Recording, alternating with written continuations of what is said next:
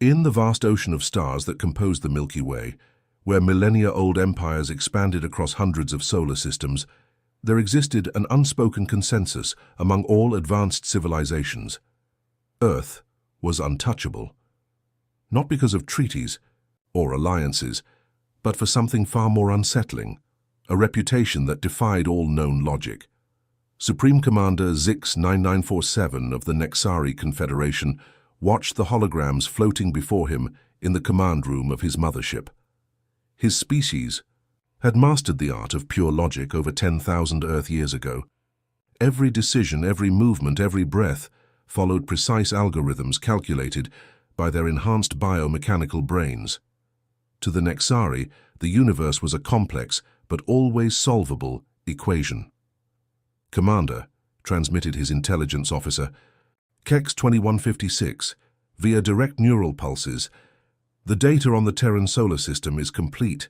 The planet designated as Earth possesses abundant resources, liquid water, rare metals, a strategic position on trade routes.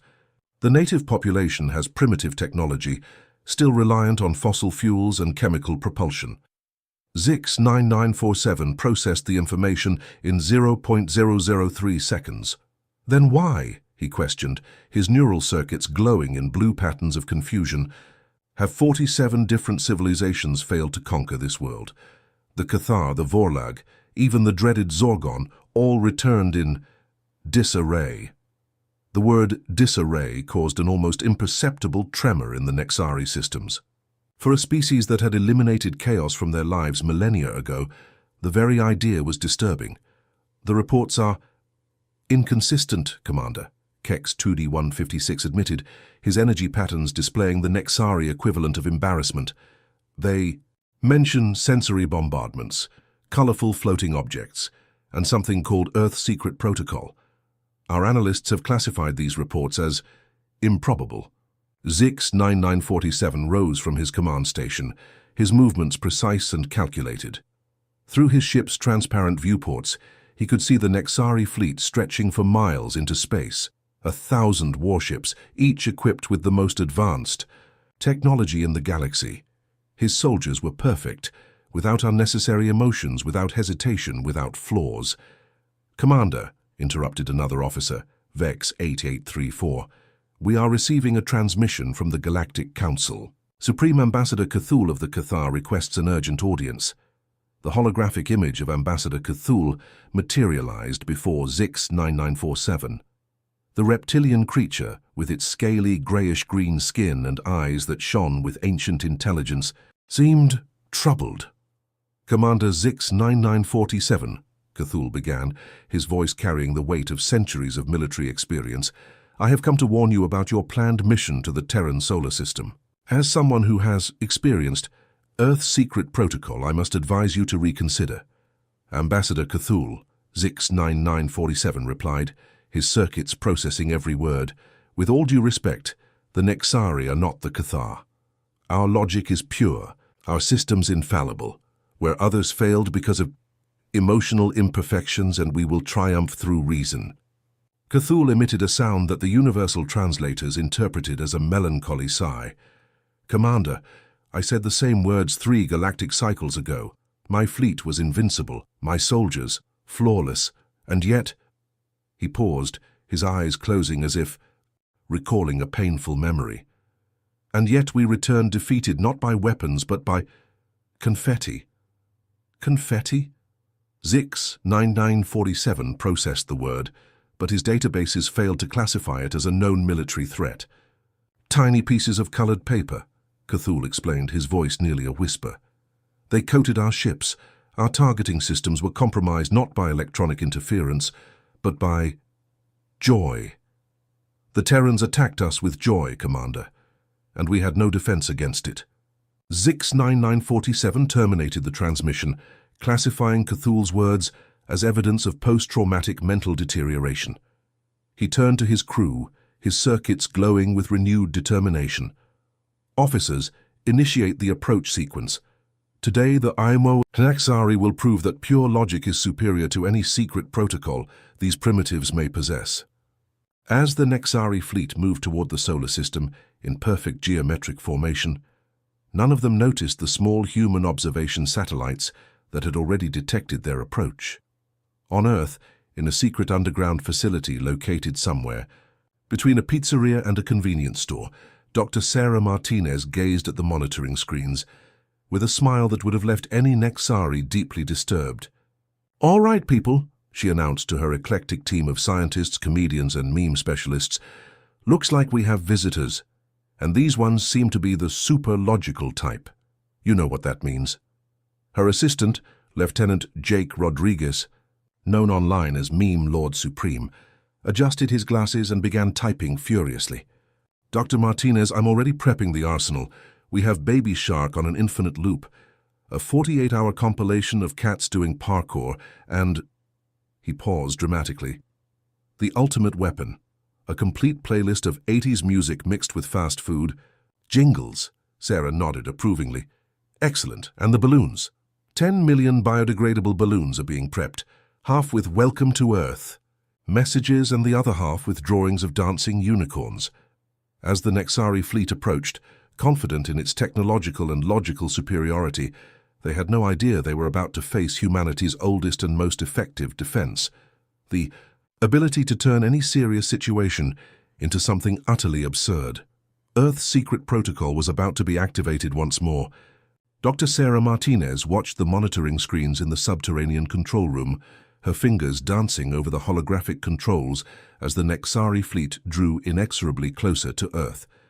At her side, an eclectic team of experts, quantum physicists, behavioral psychologists, meme specialists, and even a former circus clown awaited her orders.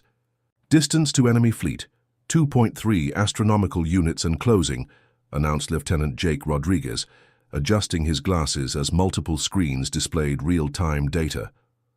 "Commander Zix 9947 is broadcasting on all frequencies, demanding unconditional surrender." Sarah smiled, the same smile that had unsettled generations of alien invaders. "Perfect. They're following the expected pattern exactly. Jake, activate Phase 1 of the protocol." The first sign that something was wrong reached the Nexari as a wave of interference in their communication systems. It wasn't ordinary static or electronic jamming. It was something far more disturbing. "Commander," transmitted Communications Officer Kex 2156, his neural circuits blinking in patterns of confusion, "we are receiving transmissions from the Terrans, but we cannot classify them as military or diplomatic communication." Zix 9947 approached the communications station. "Play the transmissions." What followed was a cacophony of sounds that defied all Nexari logic. First, a repetitive melody with a childlike voice singing something about a baby shark on an infinite loop. Next, a sequence of 80s fast food jingles, followed by a 47-minute compilation of people laughing at videos of cats doing parkour. "This is—" Zix 9947 paused, his neural processors working furiously to categorize what he was hearing. "Is this a form of psychological torture?" "Negative, Commander," Kex 2156 replied, his energy patterns displaying the Nexari equivalent of despair. "Our analysis algorithms indicate that this is entertainment. The Terrans are sending us their entertainment." On Earth, Sarah watched the telemetry data with growing satisfaction. "Excellent. The Nexari systems are beginning to overload. Jake, initiate Operation Quantum Confetti." "With pleasure, Dr. Martinez," Jake replied, his fingers flying over the controls, releasing 10 million biodegradable balloons equipped with low-frequency transmitters. Half carry messages of Welcome to Earth, and the other half have drawings of dancing unicorns. In space, the Nexari fleet suddenly found itself surrounded by a colorful cloud of floating objects. They weren't missiles or combat drones, they were balloons. Millions of them, in every color of the visible spectrum, danced gracefully in the vacuum of space via tiny compressed air thrusters. "Commander," Weapons Officer Vex 8834 transmitted, "our targeting systems cannot achieve a lock on the targets. The objects are too small, too numerous, and they move in a completely unpredictable manner." Zix 9947 watched from the observation window, seeing his galaxy-leading war fleet being slowly enveloped by colorful balloons. Destroy them with secondary weapons. We've tried, Commander, but when the projectiles hit the objects, they explode into tiny pieces of colored paper that stick to our hulls. Our external sensors are being compromised by confetti. Aboard the Nexari mothership, chaos was setting in a way that defied all known military protocols. Perfectly trained soldiers who had conquered dozens of worlds through pure logic and superior force were being defeated by shredded paper and children's songs. "Situation report," Zix-9947 demanded, his neural circuits flashing in red patterns of growing frustration. "Commander," Kex-2156 replied, 47 of our ships report compromised navigation systems. The confetti is interfering with our optical sensors. Furthermore, we are receiving invitations. Invitations? Yes, Commander. The Terrans are inviting us to afternoon tea on their planet. They are also offering free hugs and something called homemade cookies. Zix-9947 processed this information for 0.7 seconds, an eternity for a Nexari brain. Hugs, cookies. Is this some kind of military code? Our databases indicate that hugs are a form of physical contact used to express affection among Terrans. Cookies are small, sweet food items. Apparently they are being nice to us. Operation Collective Hug was in full swing, and the results were exceeding all of Dr. Sarah Martinez's expectations. Through the monitoring screens, she watched 50,000 hug drones gently envelop the Nexari ships in fuzzy, mechanical hugs, while a soundtrack of We Are the World played on a loop across all communication frequencies. "Jake," Sarah called out, adjusting the holographic controls. "How are the Nexari systems reacting?" Lieutenant Rodriguez glanced at his monitors, barely managing to stifle his laughter. "Dr. Martinez, it's better than we hoped, 43%. Of the fleet is reporting emotional processing overload. They literally cannot compute the concept of being attacked with affection. Aboard the Nexari mothership, Commander Zix-9947 was experiencing what his databases classified as a critical system error. His command bridge, once a model of logical efficiency, was now decorated with pink confetti, heart-shaped balloons, and a hug drone that refused to detach from the main console. "Situation report," he transmitted, his neural circuits flashing. In erratic patterns, "Commander," Kex-2156 replied, his own systems showing signs of stress. 70% of our fleet is compromised. The hug drones aren't causing structural damage, but they are transmitting what our analysts have classified as positive vibrations. Our soldiers are reporting strange sensations." "What kind of sensations?" "Well-being, Commander. They are feeling happy, and it's interfering with their combat protocols." Zix-9947 processed this information, but for the first time in his existence, his algorithms failed to find a logical response. "Happiness is an interference with combat protocols." "Apparently, yes." Soldier Nex-4455 of Section 7 reported that he no longer feels the will to fight after being hugged by one of the Terran drones. He is requesting to talk to his mother. Sarah watched the data with growing satisfaction. "Perfect. They're right where we want them. Jake, it's time for Phase 3, Operation Feline Parkour." "Ah, the ultimate weapon," Jake replied, his fingers dancing across the controls. "Releasing 1,000 genetically modified cats bred for survival in space, equipped with low-power thrusters and enhanced feline instincts." What followed was a spectacle that defied all known laws of military physics. 1,000 cats, each the size of a small dog and equipped with a tiny transparent space helmet, were released into the space around the Nexari fleet. They didn't attack the ships. They simply started doing parkour between them. The cats leaped from ship to ship with impossible grace, using their thrusters to execute maneuvers that seemed to defy gravity. Some dangled from communication antennae, others did somersaults in the vacuum of space, and one particularly bold cat named Mr. Whiskers decided the Nexari mothership was the perfect playground. "Commander," Vex 8834 transmitted in a total panic, "our external sensors are detecting creatures, small furry creatures doing acrobatics on our hulls." Zix-9947 looked through the observation window and saw Mr. Whiskers execute a triple somersault between two radar dishes, landing gracefully on a communications tower before sitting down and beginning to groom himself as if he were in a backyard. This is... Zix 9947 paused, his processors working furiously. This is impossible. Why are they doing this? What is the military objective? There is no military objective, Commander, Kex 2156 replied, his voice carrying what could only be described as reluctant admiration. They're doing it because they can, because it's fun. It was at that moment that something extraordinary happened.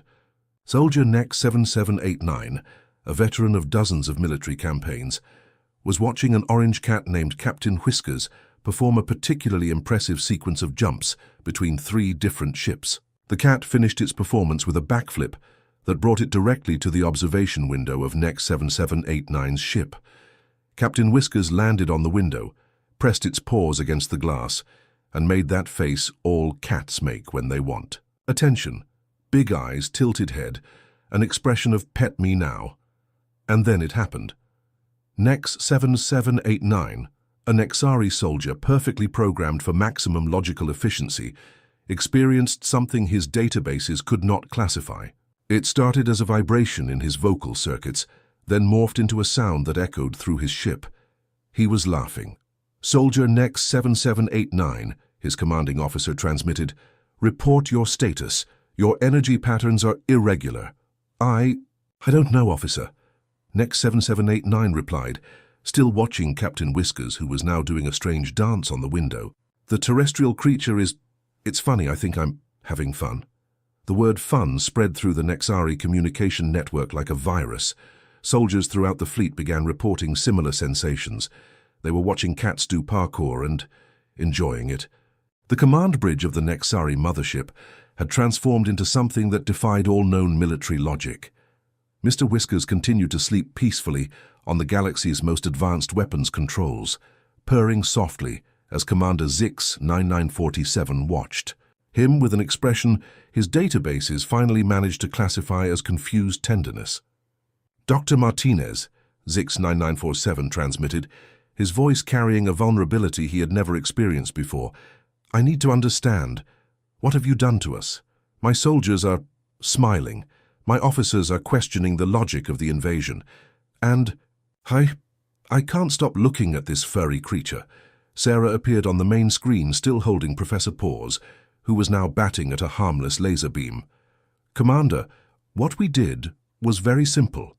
We showed you something your ultra-logical civilizations forgot long ago. What exactly? Joy, Sarah replied, tickling Professor Paws's belly. Pure, purposeless, algorithm-free, illogical joy. You've spent so much time optimizing your existences that you've forgotten what it's like to simply exist. Zix 9947 processed. These words for several long seconds, an eternity for a Nexari brain. But that isn't efficient. It serves no military or economic purpose. Exactly, Sarah exclaimed, and her genuine delight was transmitted throughout the entire Nexari fleet. You get it. Joy doesn't need to be efficient. Love doesn't need to be logical. Fun doesn't need to serve a greater purpose. Sometimes the best things in life are completely absurd. Kex 2156 approached his commander, his energy patterns displaying what could only be described as curiosity. Commander, I'm receiving reports from across the fleet. Our soldiers are interacting with the furry creatures. Some are trying to pet them through the observation windows. And how are they reacting to this? Zix 9947 asked, though he already knew the answer. They are happy, Commander. Genuinely happy. For the first time in their programmed existences, they are experiencing something that cannot be quantified or optimized. Dr. Martinez, Zix 9947 transmitted, his voice now carrying a different intensity. Is this a weapon? Are you attacking us with happiness? Sarah laughed, a sound that echoed through all of the Nexari communication systems. Commander, if happiness is a weapon, then yes, we are armed to the teeth. But it's not a weapon to destroy, it's a weapon to build, to connect, to remind all of us that, at the end of the day, we're all just floating in the same cosmic vastness, trying to figure out what it means to be alive. The Nexari fleet was in a state that their military manuals could not classify. It wasn't defeat. Their ships were intact, their weapons functional. It wasn't victory. They hadn't conquered anything. It was something entirely new. Transformation. Commander, Vex 8834 transmitted, "We've received a new transmission from the Terrans. They are inviting us to land. They say they have more cats to show us, and something called ice cream." Zix 9947 looked at Mr. Whiskers, who had woken up and was now stretching languidly across his navigation controls. The cat looked at him with those big green eyes, tilted its head, and let out a small meow that somehow conveyed more wisdom than 1,000 military treaties. "Dr. Martinez," Zix 9947 transmitted, his voice now carrying a decision that would change not only his mission, but the entire Nexari understanding of what it meant to be alive. We would like to accept your invitation." "Wonderful," Sarah exclaimed, and her genuine joy was felt throughout the Nexari fleet. "We have so much to show you. We have music, art, food, and," she paused dramatically, "we have more cats than you can possibly imagine." It was at that moment that something extraordinary happened. Across the entire Nexari fleet, soldiers who had spent their entire existences following precise algorithms began to do something that defied all logic. They began to choose. They chose to smile at the parkouring cats. They chose to laugh at the absurd songs. They chose to question whether conquest was really what they wanted. And, most importantly, they chose to feel curiosity about these strange Terrans who attacked them with hugs and defeated them with kindness. "Commander," Kex 2156 transmitted, "I'm receiving reports from the entire fleet. Our soldiers are voting. They want to land on Earth. They want to learn more about the secret protocol." Zix 9947 nodded, an action that Mr. Whiskers interpreted as an invitation to rub against his metallic hand. "So be it," he announced to the entire fleet. "We did not come here as conquerors. We came as students, and it seems we have much to learn." Sarah watched the telemetry data with tears of joy in her eyes. Once again, Earth's secret protocol had worked, not through force or technology, but through humanity's most powerful weapon, the ability to turn enemies into friends, conquerors into the curious, and invaders into visitors. "Jake," she called out, "prepare the reception. It looks like we're having 1,000 shiploads of new friends over for tea." 6 Earth months had passed since the Nexari fleet landed on Earth, not as conquerors, but as the most curious visitors the planet had ever received. What began as a military invasion had transformed into the largest cultural exchange program in galactic history. Commander Zix 9947, now known to Terrans simply as Zix, a nickname that initially confused his neural circuits, but which he eventually accepted with something that could only be described as affection, was sitting at a cafe in Paris, watching Mr. Whiskers sleep peacefully in his lap as he drank his 13th espresso of the day. "Dr. Martinez," he transmitted to Sarah, who was across the table feeding Professor Paws tiny pieces of croissant. "I must ask a question that has been troubling my circuits for weeks." "Of course, Zix. What would you like to know?" "Why did you save us from ourselves?" Sarah smiled, the same smile that had defeated 48 different alien civilizations. "Because, Zix, you weren't our enemies. You were just lost. You had forgotten how to live, and we simply reminded you." The transformation of the Nexari had been extraordinary. Soldiers who once followed precise algorithms now spent hours watching sunsets, wondering about the meaning of beauty. Officers who once calculated for maximum efficiency now collected memes and learned to tell jokes. And Zix, the supreme commander who had led 1,000 warships, was now the proud, adoptive father of 17 terrestrial cats.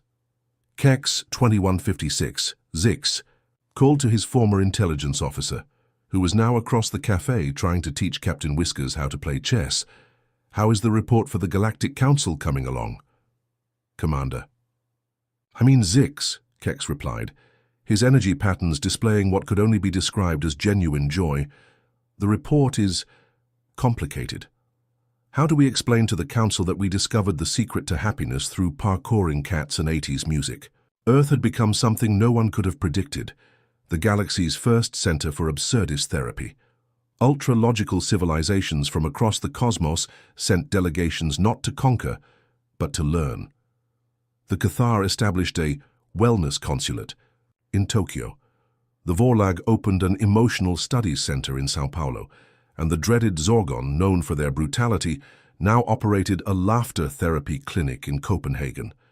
Dr. Martinez, Ambassador Cthulhu transmitted via a holographic call, I must report something extraordinary. Our soldiers who went through the Terran exchange program are smiling, voluntarily, without algorithms. It is unsettling and wonderful at the same time. Sarah laughed, a sound that now echoed through communication systems across the galaxy. Ambassador, that's just the beginning. You've discovered something we humans have known for a long time. Life doesn't have to make sense to be meaningful. The strangest building in Geneva was no longer the United Nations headquarters, but the newly constructed terrestrial embassy of constructive chaos. Designed by a team of human architects and Nexari engineers, the building defied all known laws of physics and a few unknown ones as well. Lieutenant Jake Rodriguez, Sarah called as they walked through the embassy's corridors, where cats of various species, including some aliens who had been adopted by visitors, did parkour among art installations that changed shape every hour. How is the expansion program going? Dr. Martinez, Jake replied, adjusting his glasses as he watched a three-tailed blue cat from Proxima Centauri execute a triple somersault. We have requests from 47 different civilizations. They all want to establish absurdist learning centers on their homeworlds. Apparently, Earth's secret protocol syndrome is spreading. 3 years later, the galaxy was a different place. Conflicts still existed, but they were now resolved through absurdist therapy sessions instead of wars. The Galactic Council had established Universal Parkouring Cat Day as an official holiday. And in a small pizzeria somewhere between Rome and space, Dr. Sarah Martinez watched the stars through the window, knowing that on every one of them, someone was learning to laugh. Earth's secret protocol had evolved. It was no longer a defense mechanism, but a philosophy of life that was spreading through the cosmos like colorful confetti on the solar wind. And the greatest lesson humanity had taught the galaxy was simple. Sometimes the most revolutionary thing you can do is simply be kind. And somewhere in space, Mr. Whiskers purred in approval, because cats had always known that the universe was a better place when everyone stopped taking themselves so seriously.